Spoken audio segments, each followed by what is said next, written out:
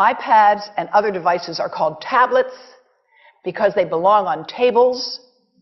They are tested 20 centimeters away from that big guy that I showed you before.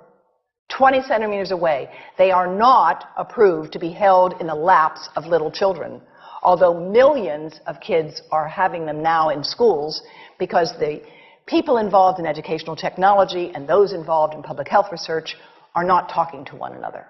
Because if they were, they would understand that you're giving children a two-way microwave radiating device, and if you must give them such a device for learning purposes, put it on airplane mode so that it's not sending and receiving signals as it does otherwise.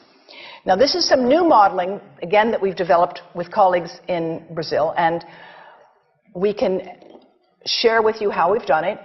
We first start out with the MRI and create the model with 1 millimeter voxels, and this is quite a bit of work goes into creating this, and here is what it looks like after a period of 6 minutes.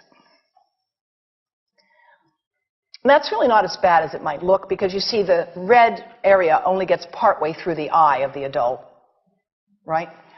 The one that we're really concerned about is this one with the young child. And this is a 3-year-old brain that we modeled.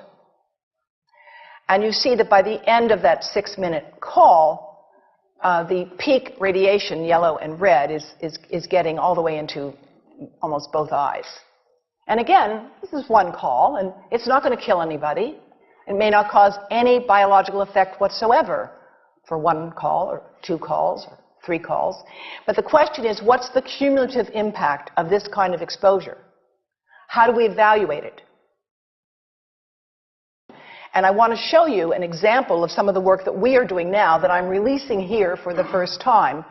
And this is a modeled microwave radiation dose of a 6-year-old with greater levels to the frontal and temporal lobes, eyes and cheek. And watch this here. Now, yellow, white, and red are the hottest, all right?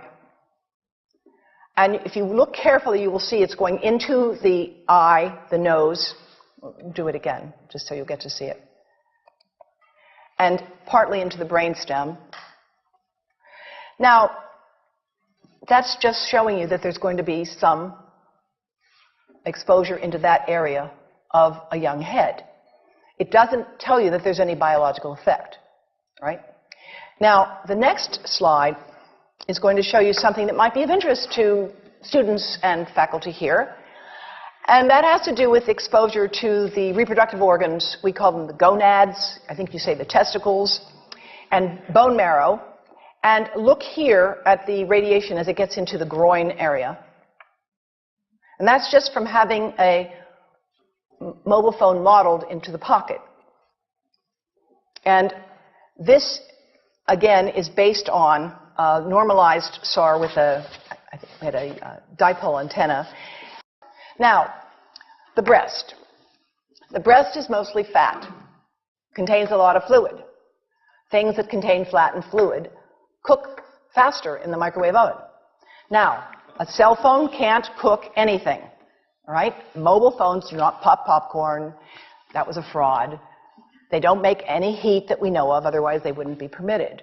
But they do go through things that contain fat and fluid, and we are now working at Environmental Health Trust with scientists at the University of California, San Francisco, scientists at formerly the president of the American Cancer Society of California, because we are seeing women who keep cell phones in their bras. Has anyone seen a woman put a cell phone in her bra?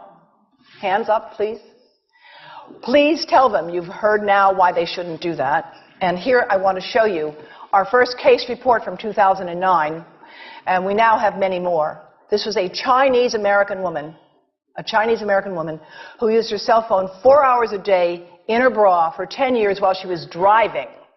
Now, and you drive with a phone on your body. The phone is smart. It's going to go from one tower to another, and it's going to say, here I am, where are you, here I am. And it's going to be going to max power each time it moves from one cell tower to another. And there it was right next to her chest. And the tumors that developed right under the antenna of the phone. unusual tumors. But in the meantime, people have a right to know how you can minimize exposure.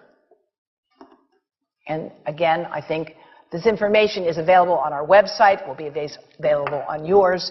Remember, if you have to give a phone to a child, put it on airplane mode. And think about this.